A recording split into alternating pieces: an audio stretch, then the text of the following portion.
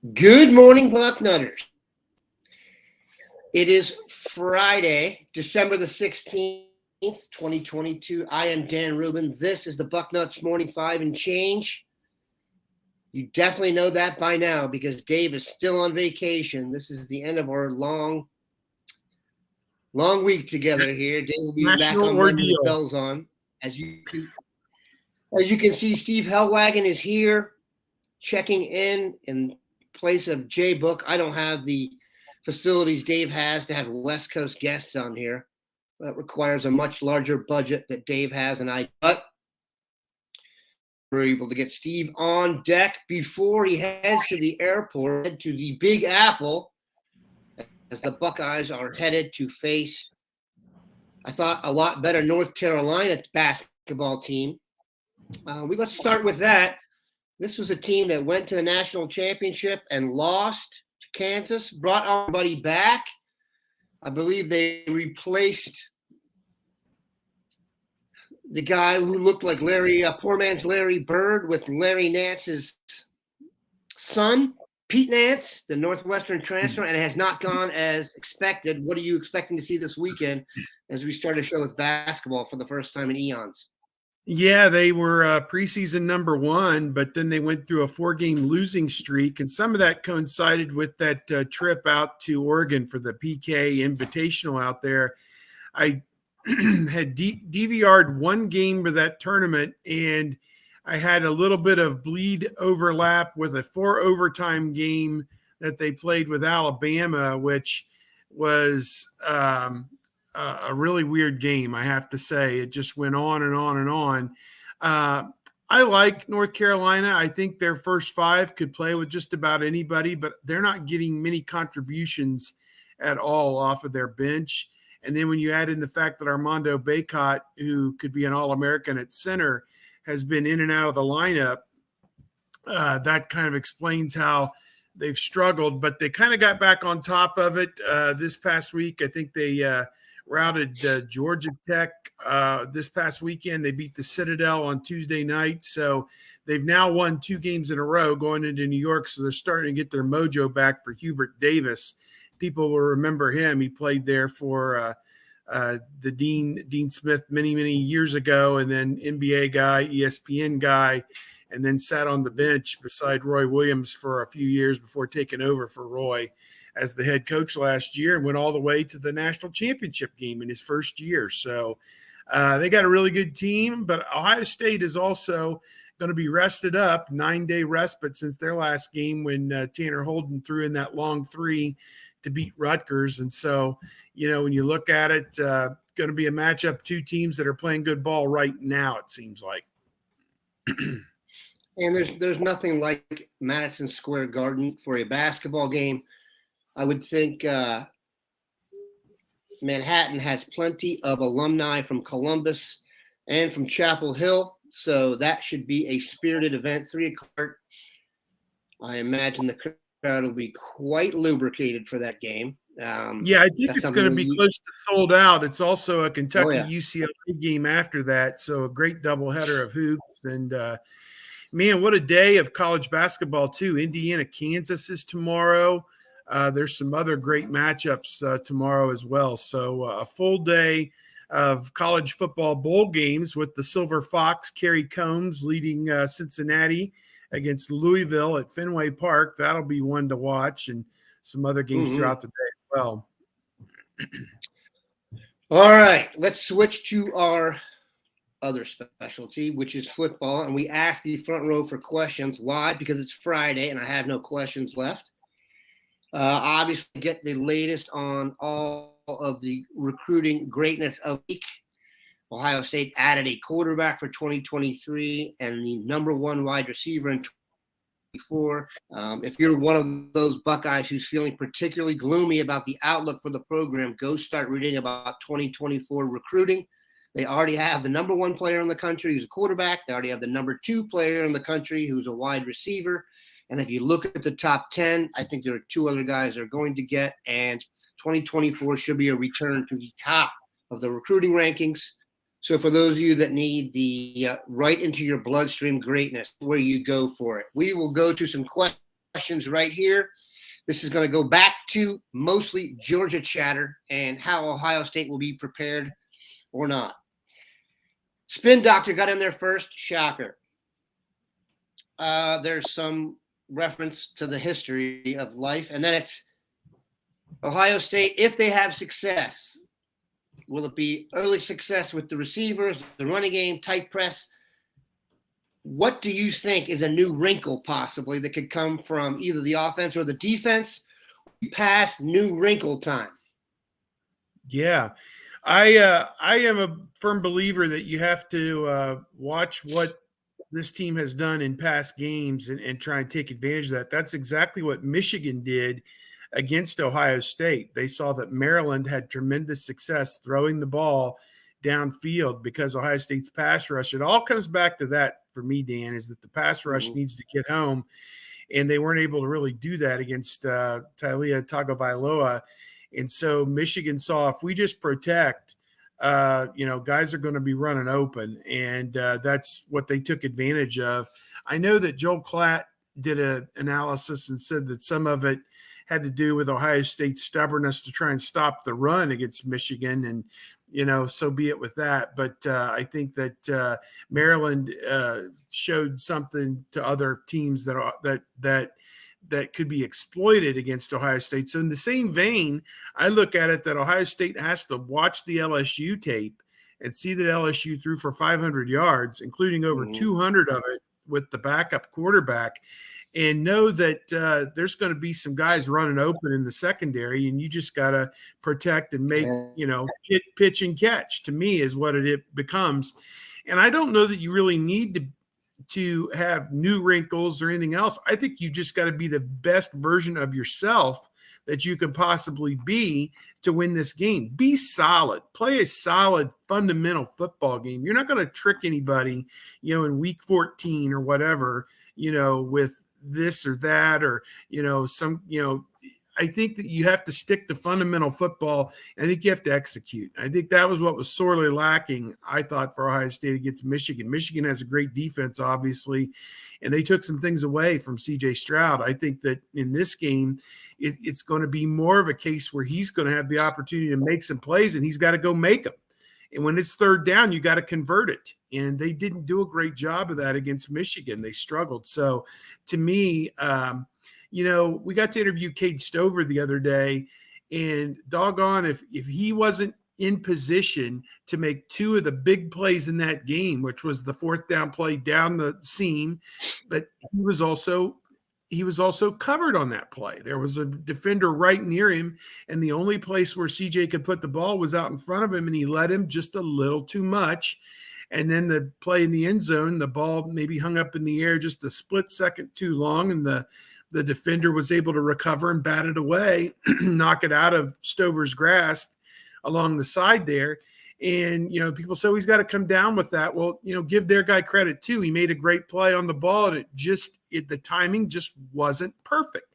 So perfect what you do and execute it, and you'll be just fine. You're good enough. You don't need gimmicks. You don't need all this fancy scheme and everything. Just execute what you do. Be who you are, and it should be good enough to keep you in this game for the whole 4 quarters. When you started answering that, the play that comes into my mind was the fourth down. It might have been 4th and 1-2 when they threw that to Stover too. It was an aggressive, off your fingertips play. It's like they got to make that play in this game. Yes. I think that we have overcomplicated and kind of fell into a rut with the Michigan evaluation, thinking it was what it was 2 years ago. I honestly believe this. And yes, you are watching a show called the Bucknuts Morning 5. So I feel free to be a little bit biased, but if they had hit the plays in the first half, I think they would have been up several touchdowns. I think Michigan would have panicked a little bit. I think it would have been the game plan they thought, but it just didn't materialize, and you have to make the plays early. You can't fall behind Georgia by 2 scores, with 2 minutes left to go in the first quarter and expect to stick to be ahead of the chains. We did the basketball. This was a really good question, and it came from Farisaj or whatever. I'd like to get Steve's reaction on Ryan Day and how he answered Steve's question about the use or lack thereof of Dallin Hayden in the loss. In Day's comment, he didn't fit into the offensive flow, seemed awfully lame, especially in the second half, or the fact that we gave 15 carries to a third string linebacker instead. Now that has written tongue placed in cheek, obviously, but that's among the more lame responses I've heard from him since here. It makes no sense, and it's an aversion. Now, I got no problem with the football coach diverting the media. I've been in the media long enough to know that's their gig. Still, that was pretty lame, and I'd like to answer what you thought of the whole thing, given you were in the Eagle's eye right there. Yeah, that was a question that didn't get answered after the game. It was a question that didn't get answered on bowl announcement day. So this was the third crack at Ryan Day since that game had been played. And to me, this was one of the lingering questions that was out there. I think we covered a lot of the rest of it in the previous two press events. And I know that fans are eager to get questions answered and are hoping, that the coach will take truth serum and tell you what they were really thinking in the inner sanctum. Well, they rarely ever do that anyway. So, but yeah, his answer to me, he put it off on Tony Alford, and then as Bill Landis redirected it later, asked him, really he wasn't in the flow, and coach had to kind of say, well, it also had to do something with pass protection as well. And, we analyze this thing so much, but it kind of comes down to this. You played a guy, Chip Trayanum, who is, trained for the last year to be a linebacker, probably put on some extra weight, doesn't have the burst that maybe he showed as a running back when he was at Arizona State, and didn't show any burst at all against Michigan. And he did fine. And everyone, they didn't lose the game because of Chip Trayanum. They didn't lose the game because they didn't play Dallin Hayden. This is just one thing out of 20 that went against them or didn't work out for them. To me, I think they would have had a better chance of winning the game had they played Dallin Hayden. That's my personal belief. That seems to be the belief of a lot of our posters as well, because a guy had run back-to-back games for 100 yards in the two previous weeks, Indiana and Maryland, and did it in the second half against Maryland. His first carry against Maryland didn't come till right before halftime. So, because they were scared to death to put him in a tight game. I don't know what the aversion is. Urban Meyer years ago, they're not freshmen anymore, by the end of the year. This guy's played 9 or 10 games, so he's not a true freshman anymore. He's part of the team. He's your number 3 running back. When your first 2 aren't available, it's natural that you go to this guy. And the one play I come back to, they blocked it as wide as the room I'm sitting in, about 15 feet wide. They blocked the hole. Chip Trayanum went through there and ran into one of the blockers. They just got their steps screwed up, whatever, and he went down. Chip Trayanum had been playing linebacker all season. He had been roughing running back, hadn't played in a game at running back. I think Dallin Hayden in that situation is 60 yards down the field gone. Just me, just saying. Symbolically, to play a guy who hadn't played. Yeah, maybe it just changes. It doesn't make any sense. Yeah. So you finished drives, I think, with Dallin Hayden. You didn't finish drives with Chip Trayanum. Hey, you lost the game. So you're open to second guessing. And I think that's one area, definitely.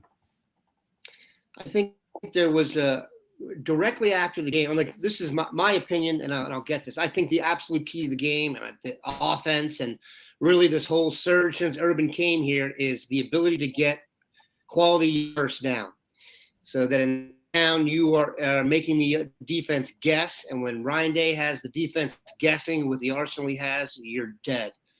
He also said right after the game, I'm sure there were a couple runs out there Mayan would have liked to have back. Notice Blake Corum didn't get those runs for them. They gave him a couple and got him out of there and got the guy in there who could get the yards. So who were appeasing here, but you can't. They waited way too long the week before with Henderson. They waited way too long that week with Williams. I mean, it was obvious to anybody watching the game that neither of those guys had it, and yet it took them almost a full half to pull them out.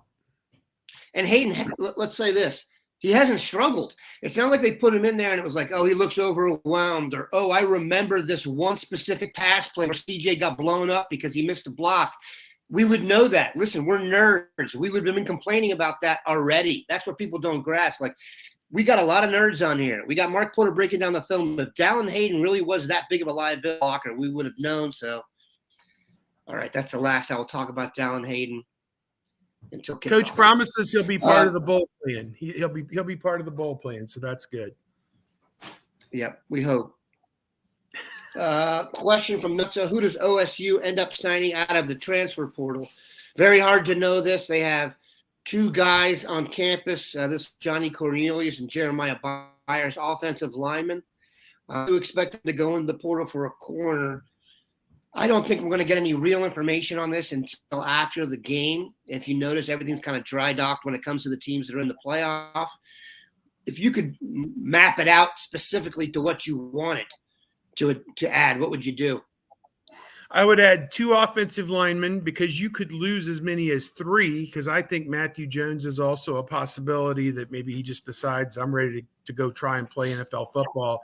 I think DeJuan Jones and Paris Johnson are definitely gone. I think Luke Whippler may even consider it if he has a good game against Jalen Carter, which kind of a quasi big if there, because that guy's supposed to be the best player, best defensive lineman in football. But so we'll see. I would say 2 offensive linemen. I think a difference-making defensive end, if there's one out there that can come right in, because you're losing Zach Harrison, who's going to fill in that rotation. Javante Jean-Baptiste has also played some. He's gone.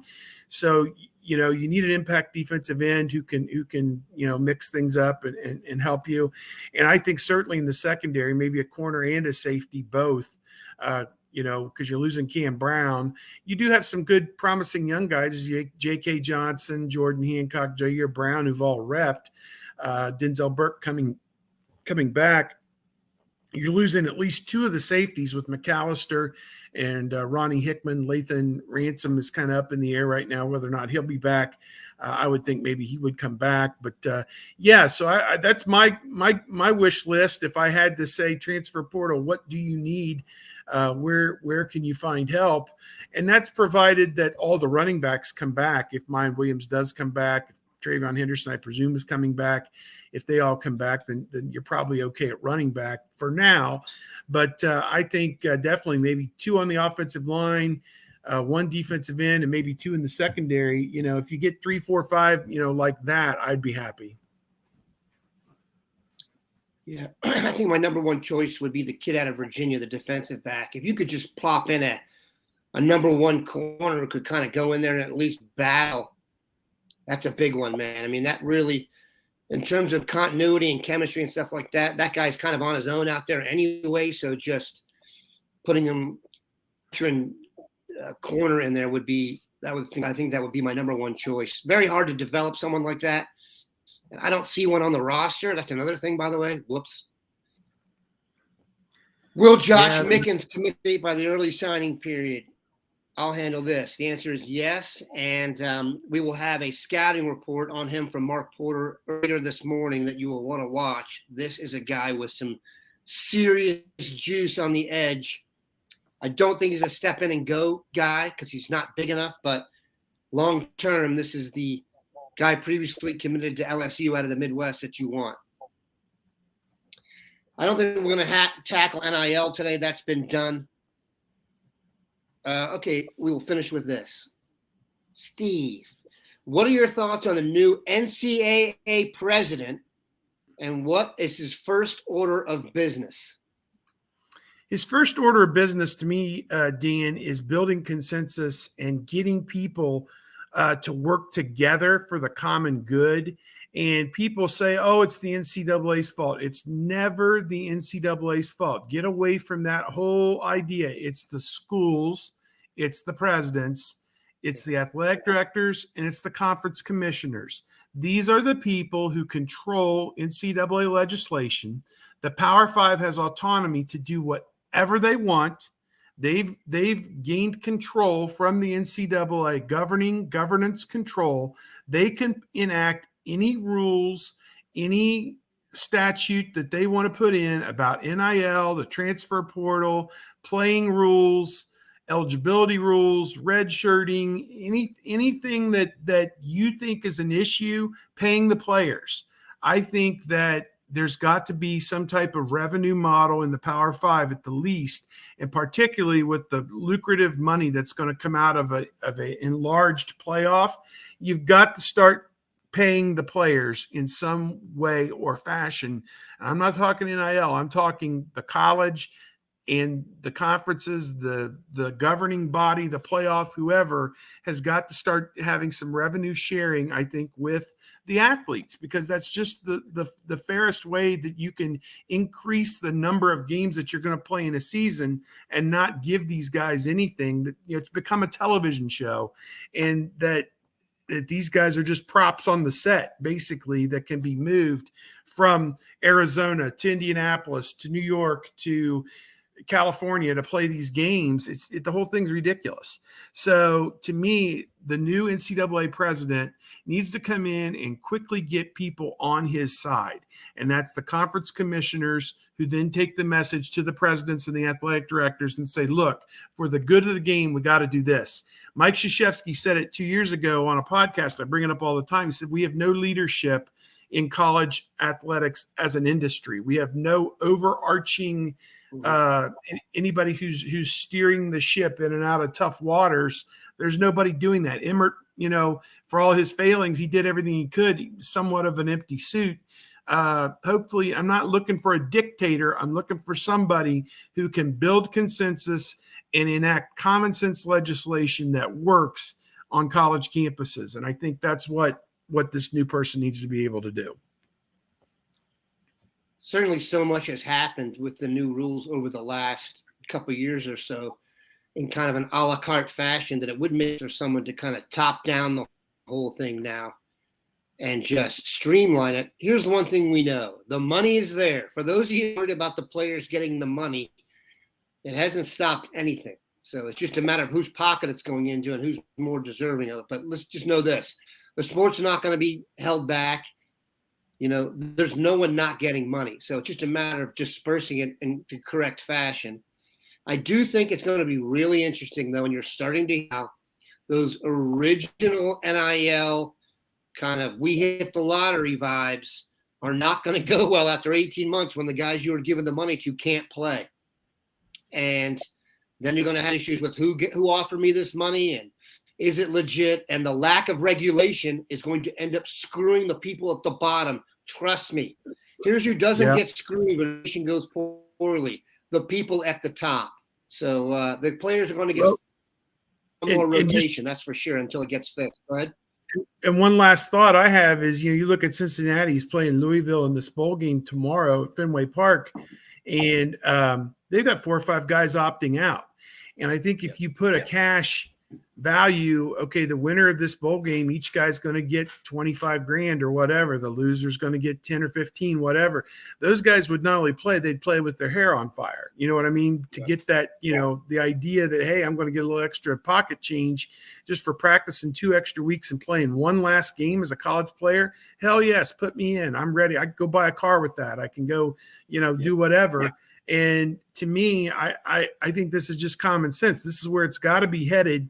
And I'm not saying, everyone makes 100 grand or 200 grand for doing this or doing that. I'm just saying there's so much money being made, and there's no reason why it can't be shared with the people who are putting on the show. And there you have it. Speaking of putting on a show, we just did it. Steve will be at Madison Square Garden this weekend. We wish him I hope to see a show. Yeah, safe travels to the airport, and hopefully be able to get to not a particularly long trip, but let's knock air travel these days. Good Lord. Yeah. We appreciate Steve stopping by. Dave's coming back on Monday. Have a good one, bud.